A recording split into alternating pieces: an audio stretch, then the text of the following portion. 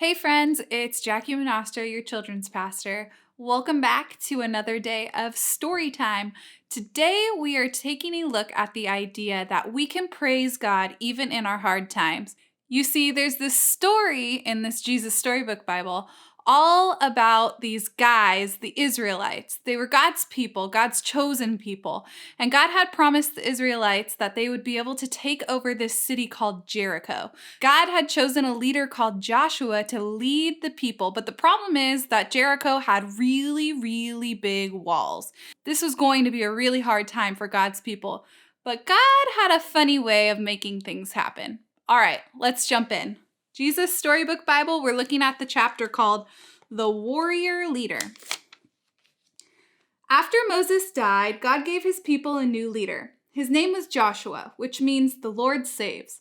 Joshua was going to lead God's people into a special land God had promised to give them.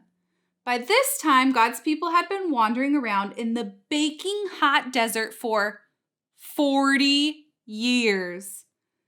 So you can imagine how sick of the sand and anything yellow and tents and walking and being hot, and how happy they were to reach the edge of the desert to see their beautiful new home right there in front of them, all cool and green and lovely. There was only one problem: Jericho. Jericho was a city, but it wasn't just any old city, it was a fortress, and it stopped anyone from getting into the land. The people looked at Jericho, at the big, giant, scary walls all around it, at the tall, towering ramparts, at the heavy iron gates bolted shut,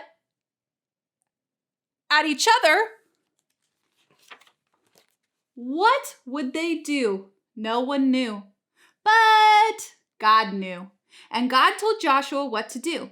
But Joshua must have looked very surprised because it was a very odd battle plan indeed, as we'll soon find out. Then God made his people a promise. I will always be with you, and I will never, ever leave you. If you do what I say, your lives in the new land will be happy and everything will go well. So Joshua gathered his army together. They had their swords and their spears and their shields. They were ready to fight. But the plan, it wasn't about fighting. It was about trusting and doing what God said.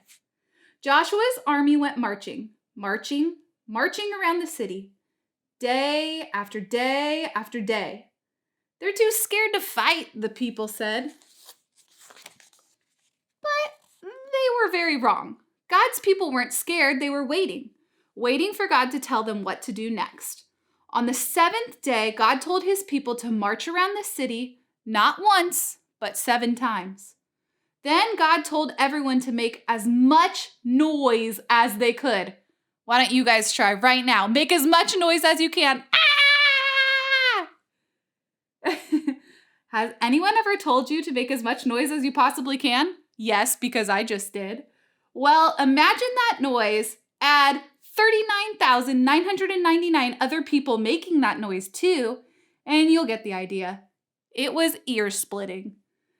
And as it turns out, stone-splitting too, because the huge, strong walls of Jericho just crumbled to the ground as if they were made of sand. Jericho vanished in a great cloud of dust. So it was that God's people entered their new home, and as they didn't have to fight to get in, they only had to walk. Joshua said, God has brought you safely here. Now what will you do? Joshua said, God has brought you safely here. Now will you do what he says? Everyone said, we promise.